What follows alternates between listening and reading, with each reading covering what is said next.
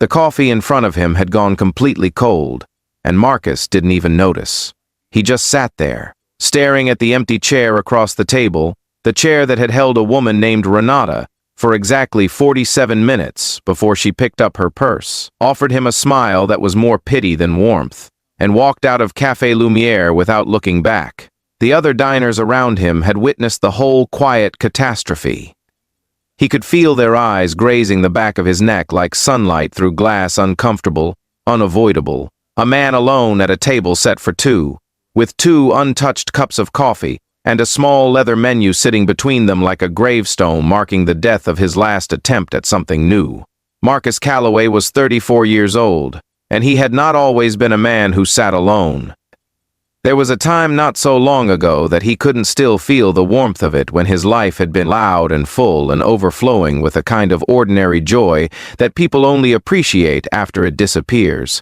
He had been a husband. He had been the man who burned pancakes on Sunday mornings and slow danced in the kitchen and fell asleep on the couch with his daughter Zoe curled against his chest like a comma in a sentence. He had been whole. But then the accident happened, and his wife Kara was gone, and Marcus became something he had never prepared to be: a father who was also a mother, a man who had to learn how to French braid hair and remember dentist appointments, and explain death to a 5-year-old using words that wouldn't shatter her completely. 3 years had passed. Welcome to Legacy Talks, a place where inspiring stories, wisdom, and life lessons come together to remind us what truly matters. If this story speaks to your heart, make sure to like this video, share it with a friend, drop a comment below, and subscribe to Legacy Talks so you never miss a story like this. Passed since the accident. 3 years of learning to survive in the ruins of a life he had loved. His sister Deb had finally convinced him to try dating again, signing him up for an app and coaching him through his first conversation with Renata, a marketing consultant who seemed kind in her messages and who had, over the course of 2 weeks of texting, given him something he hadn't felt in a very long time: a fragile, cautious kind of hope. He had told Zoe he was going out for a work dinner. He didn't want to explain the concept of dating to his 8-year-old daughter before he even understood it himself again. He had ironed his shirt. He had arrived at the cafe 10 minutes early. He had sat with his hands folded on the table, reminding himself to breathe, reminding himself that this was normal, that people did this every day, that moving forward was not the same as forgetting. And then Renata had arrived, lovely and polished and perfectly pleasant, and within the first 10 minutes it became clear that something wasn't connecting. She had talked about her travels, her apartment renovation, her strong feelings about people who didn't have their lives properly organized. When Marcus mentioned Zoe, because how could he not? How could he sit across from anyone and not eventually speak the name of the person who was the entire center of his universe? Something shifted in Renata's expression. Not cruelty, not even coldness. Just a subtle, unmistakable recalibration, like a GPS rerouting away from a road it had decided wasn't worth taking. She had finished her coffee. She had been polite. She had left. And Marcus had stayed, because he didn't know what else to do, because outside this cafe was a world that expected him to be okay, and inside it, at least, he could be still for just a little while longer. He was reaching for his wallet, preparing to pay and slip back into his ordinary life, when he became aware of a presence beside him. Not intrusive, just quiet and steady. The way a lamp is present in a dark room, something you notice not because it demands attention, but because it gently changes the quality of the air around it. He looked up. The waitress standing beside his table was a young woman, perhaps 28 or 29, with dark hair pulled back loosely, and the kind of tired eyes that belong to Pot.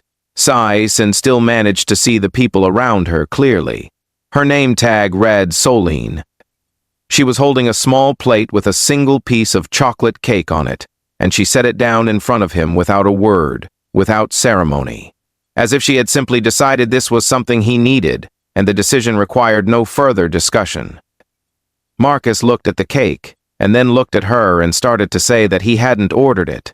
But she held up one hand just slightly, just enough, and said it was from the kitchen, that sometimes the chef sent something out when the night called for it. There was something in the way she said it that made him understand she was not reciting a restaurant policy. She was telling him, in the gentlest possible language, that she had seen what happened at this table tonight, and she was sorry, and this was the only thing she knew how to offer. He didn't know why, but something about that small, wordless act of kindness broke something open inside him that had been sealed shut for a very long time. He ate the cake slowly. Solène moved through the restaurant doing her work, but every few minutes she circled back to refill his water, to clear the second cup from across the table, to exist in his vicinity in a way that somehow made the empty chair feel less like an accusation. Eventually, during a quiet moment when the dinner rush had thinned and the café had grown soft and dim and unhurried, she stopped at his table again and asked him not intrusively, not with the bright performative cheerfulness that service workers sometimes use as armor. She asked him if he was all right, just that, simple and direct and real. And Marcus, who had told everyone for 3 years that he was fine, who had mastered the art of the reassuring smile, who had learned to change the subject and redirect concern and keep his grief tucked away in places where it wouldn't inconvenience anyone, Marcus looked at this stranger in a cafe and told her the truth. He told her about Kara. He told her about the accident, and the years, and Zoe's drawings taped to the refrigerator, and the silence of the house after his daughter went to sleep, and the terror he felt every time he tried to imagine a future, and how tonight he had ironed his shirt and felt hopeful, and how hope, it turned out, was the most exhausting thing in the world because of what happened when it left. He didn't cry. He was past the kind of grief that came in tears. It had settled into something deeper and quieter, like water that has found its level. But his voice went low and unsteady in places, and Solène listened without trying to fix anything, without offering the hollow reassurances that people so often reach for when they don't know what else to do. When he finished, she was quiet for a moment. Then she told him something he did not expect. She told him that she was raising her younger brother alone, had been since she was 23, since their parents were deported, and she became, overnight, both sister and guardian to a 12-year-old boy who didn't understand why the world had rearranged itself without his permission. She told him that there had been many nights when she had sat in her own version of this empty cafe, with her own cold cup of coffee, wondering if moving forward was something she was actually capable of. She told him she still didn't have the answer, but that she had learned one thing, that the people who show up for the hard parts, who sit with their grief instead of running from it, who iron their shirts and walk back out into the world even when the world disappoints them, those are the people who eventually, unexpectedly, find their way somewhere worth being. Marcus sat with that for a long time after she walked away. He looked at the empty plate in front of him, at the clean white tablecloth, at the city moving quietly past the window. He thought about Zoe at home with his sister, probably already asleep, her small hands curled under her chin the way they always were, her breath slow and steady, and full of the uncomplicated faith that children have in the people who love them. He thought about how every morning he woke up and made her breakfast and walked her to school and helped her with her homework and told her stories at bedtime, and how none of that was small, how all of it, every single piece of it, was a profound and staggering act of love that he had somehow convinced himself wasn't enough. When he finally stood to leave, he left a tip that was far more than the bill required. He wrote 2 words on the back of the receipt before he placed it on the table. Thank you.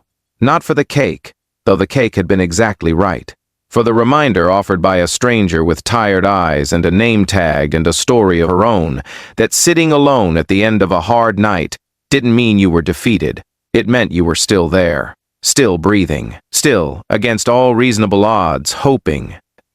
He buttoned his jacket and walked out into the cool night air, and for the first time in a long time, the world outside didn't feel like something he had to brace himself against. It felt like something he was still, quietly, a part of.